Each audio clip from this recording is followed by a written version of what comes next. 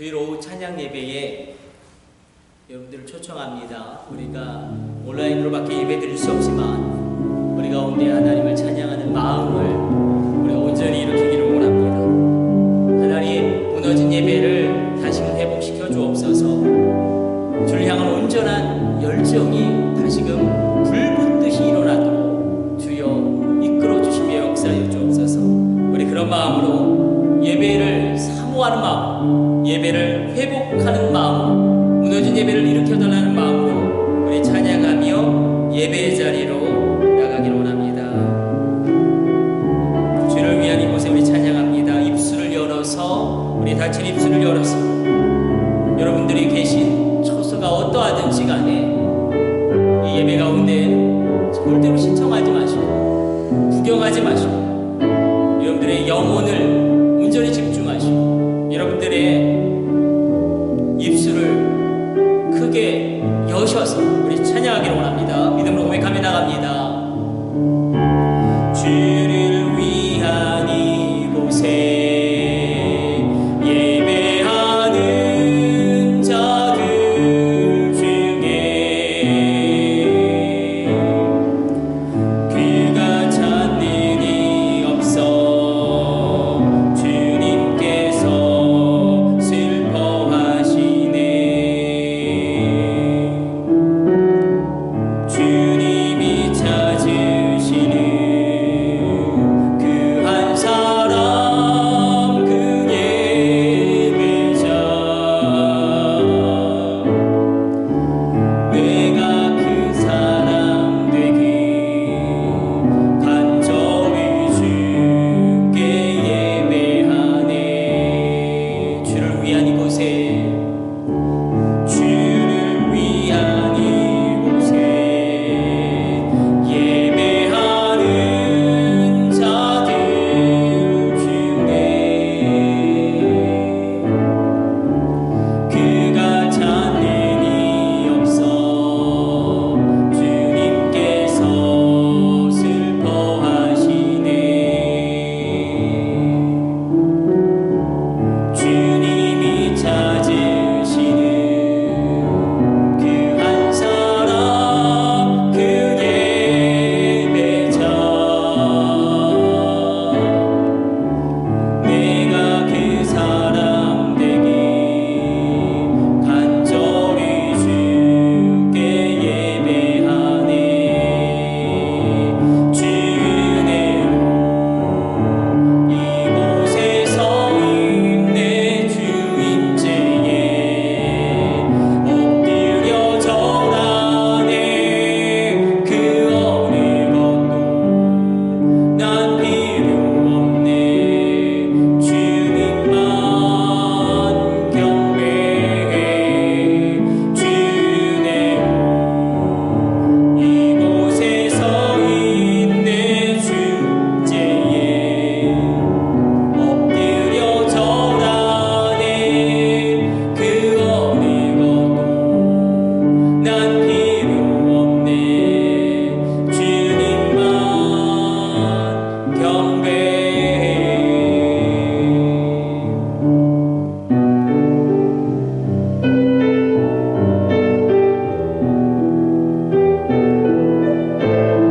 우리 닫힌 입술을 열고 고백하며 찬양하며 나갑니다. 나는 하나님을 예배하는, 나는 하나님을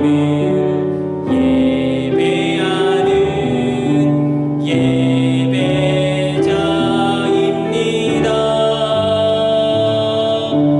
내가 서 있는 곳 어디서나 하나님을 예배합니다.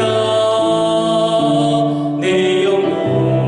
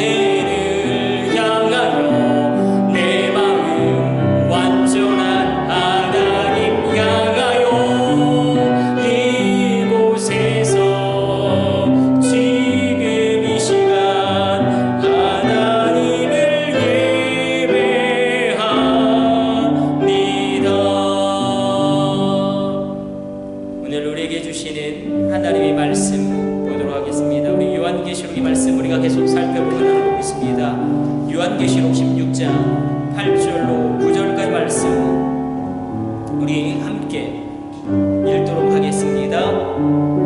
넷째 천사가 그 대접을 해에 쏟음에 해가 권세를 받아 불로 사람들을 태우니 사람들이 크게 태움에 태워진지라. 이 재앙들을 행하는 권세를 가지신 하나님의 이름을 비방하며 또 회개하지 아니하고 주께 영광을 돌리지 아니하더라. 아멘. 오늘 이 말씀 가지고 우리 말씀 나눠보기를 원합니다. 우리가 이제부터 살펴보기를 원하는 것은 하나님의 심판에 대한 말씀이죠. 요한계시록의 구조는 굉장히 단순합니다. 7인 그리고 7나팔 그리고 7대접 심판으로 진행되어져 갑니다. 우리가 마지막 심판에 대한 말씀을 묵상하고 있는데, 자, 7대접이 하나하나 쏟아질 때마다 하나님의 진노가 쏟아지고 엄청난 심판이 일어납니다. 그런데 우리가 기억하기를 원하는 것은, 자, 이제 7대접 심판 이후에 아마게돈 전쟁이 발발하는데, 이 일련의 과정 가운데 일단 이 아마게돈 전쟁 세대주의적인 해석이 있습니다. 세대주의적인 해석, 여러분들 한번 들어보셨을 법한데, 세대주의적인 해석은 크게 세 가지에 집중합니다.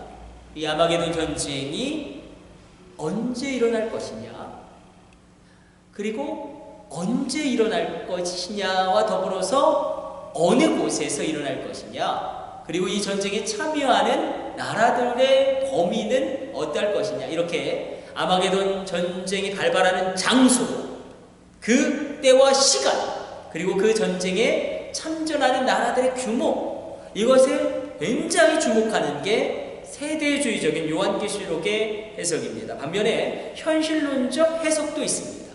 아마게돈 전쟁, 현실, 이 둘 다를 우리가 균형 잡히게 보아야 합니다. 그래서 가령 세대주의적인 해석 가운데 이런 일들이 일어났죠. 옛날에 2차 세계대전이 일어났을 때에 이것이 아마게돈 전쟁이 아닌가. 또 중동에서 전쟁이 1차 중동 전쟁이 일어나고 7일 전쟁이 일어나고 2차 중동 전쟁이 일어나고 걸프전이 일어났을 때에 이것이 아마게돈 전쟁이 아닌가. 그렇게 생각하는 사람들이 있었습니다. 이게 세대주의적인 해석입니다.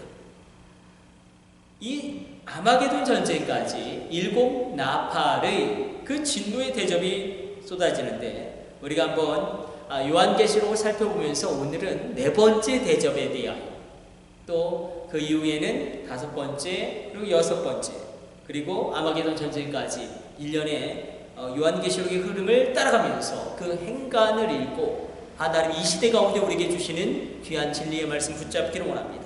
자, 4번째 재앙인데 8절과 9절에 이렇게 기록되고 있습니다. 4번째 천사가 그 대접을 해에 쏟음에 해가 권세를 받아 불로 사람들을 태우니 사람들이 크게 태움에 태워진지라. 이 재앙들을 행하는 권세를 가지신 하나님의 이름을 비방하며 또 회개하지 아니하고 주께 영광을 돌리지 아니하더라. 자, 태양이 하나님으로부터 권세를 받았다. 그 권세가 무엇이냐면 엄청나게 뜨겁게 되어진 권세를 받아서 사람들을 태우는 것입니다. 사람들이 그 빛에 태워 죽어가고 있습니다. 우리가 7인의 재앙이나 그리고 7나팔의 재앙과 달리 7대접의 심판은 어떤 차이가 있습니다. 7대접의 심판은 특별히 대상이 명확하게 드러나고 있습니다. 하나님의 영광의 이름을 비방하는 자들, 회개하지 아니하는 자들, 그리고 주께 영광을 돌리지 아니하는 자들, 다시 말해서, 자, 7대접의 진노의 심판은 철저하게 그 대상이 그리스도의 은혜 밖에 있는 사람들, 믿음이 없는 사람들에게로 제한되어지고 있다는 것입니다. 특별히 믿지 않는 자들에게 무차별적으로 일어나는 재앙이다. 우리가 요한계시록 7장 15절, 16절, 17절 한번 찾아가서 한번 확인하고 우리가 읽어보기를 원합니다. 요한계시록 7장 15절, 16절, 17절. 자, 오늘 말씀을 기억하면서 잘 들어보십시오. 그러므로 그들이 하나님의 보좌 앞에 있고 또 그의 성전에서 밤낮 하나님을 섬기매 보좌에 앉으시니까 그들 위에 장막을 치시리니 그들이 다시는 줄이지도 아니하며 목마르지도 아니하고 해나 아무 뜨거운 기운에 상하지도 아니하리니 이는 보좌 가운데 계신 어린 양이 그들의 목자가 되사 생명수샘으로 인도하시고 하나님께서 그들의 눈에서 모든 눈물을 씻어주실 것입니다. 제 16절을 보면 뜨거운 기운에 상하지 않는다라고 이야기하고 있습니다. 여기서 헬라어가 쓰여지고 있는데 카오마인데 오늘 본문에 쓰여지고 있는 것과 똑같습니다. 하나님은 믿는 자들을 지키시는 하나님으로 기록되고 있습니다. 그래서 7대 조 심판은 믿지 않는 자들에게는 심판이겠지만 믿는 자들에게는 구원의 놀라운 소식이 된다는 것입니다. 하나님의 철저한 보호하심이 요한계시록을 통하여 확증되고 있다는 것입니다. 어려운 상황 가운데, 이 코로나의 위기 가운데 하나님의 철저한 보호하심을 받고 누리시는 은혜의 자리로 여러분들 서 계시기를 축복합니다. 사람들이 지금 태워서 죽어나가고 있는데, 그렇죠, 지금 그냥 그렇지 않습니까? 지구온난화가 너무 가속화되고 있어서 여름이 계속 뜨거워지고 우리나라만 해도 이제 온대가 아니라 아열대 기후로 분류될 정도로 여름이 길어지고 무덥고 습한 동남아와 같은 그런 기후가 여름에 계속되어지고 있습니다. 봄과 가을은 짧고 이런 상황 가운데 기후의 변화가 그냥 일어나는 게 아니라 어떤 징조를 우리에게 보여주고 있다는 것입니다. 우리가 이 말씀을 보면서 광야를 떠올릴 수 있습니다. 이스라엘 백성들이 광야에서 생활하면서 고통스러운 곳이죠. 광야에서 가장 위험이 되는 것은 물이 없는 것보다, 그리고 쉴 만한 곳이 없는 것보다, 전갈보다 뱀보다 더 심각한 위협은 무엇이냐면 극심한 일교차입니다. 그 일교차가 하루의 일교차가 50도입니다. 낮에는 엄청난 더위, 밤에는 혹독한 추위. 이렇게 40년을 지냈지만 그러나 이스라엘 백성들이 하나님의 철저한 보호하심을 얻었습니다. 그것이 불기둥의 은혜이고 그것이 구름기둥의 은혜입니다. 그렇지 않으면 죽을 수밖에 없었을 것입니다. 뜨거운 그 낮의 해를 이길 수 있었던 것은 구름기둥의 하나님의 은혜 때문에 그렇습니다.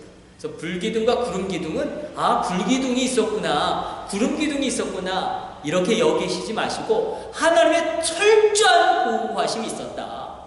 그렇다고 이스라엘 백성들이 신앙이 좋고 하나님을 찬양하고 뭐 그랬는가? 아니죠. 형편없었죠.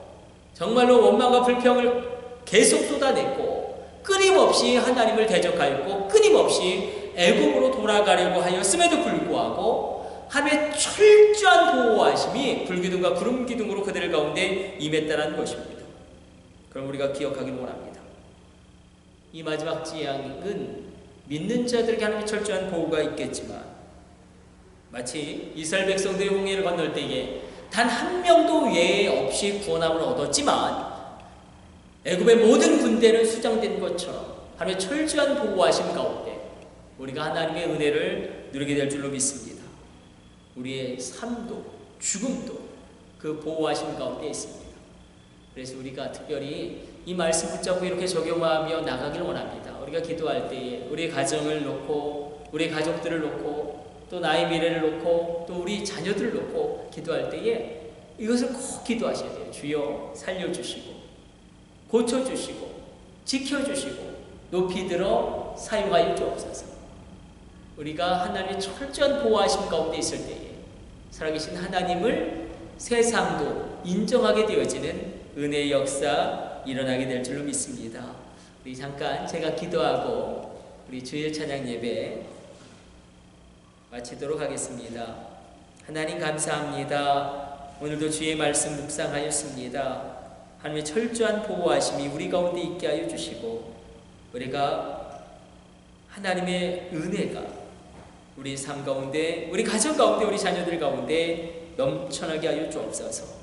하나님의 철저한 보호하심이 이 코로나의 위기 가운데 주의 백성들 위에 있게 하여 주시고 하나님의 특별한 은혜와 전격적인 성령의 도우심을 얻게 하여 주옵소서. 이 모든 것을 우리 주 예수님의 이름으로 기도드립니다. 축도로 오늘 주일 찬양 예배를 마치겠습니다. 이제는 우리 주 예수 그리스도의 놀라운 구속의 은혜와 지극히 크신 하나님의 사랑하심과 성령님의 감동하시고 위로하심이 비록 현장에서 예배를 드리지 못하고 온라인으로 예배를 드리지만 그 예배를 드리는 모든 심령들 하나하나 그 머리머리 위에 이제로부터 영원까지 함께 있을지어다. 아멘.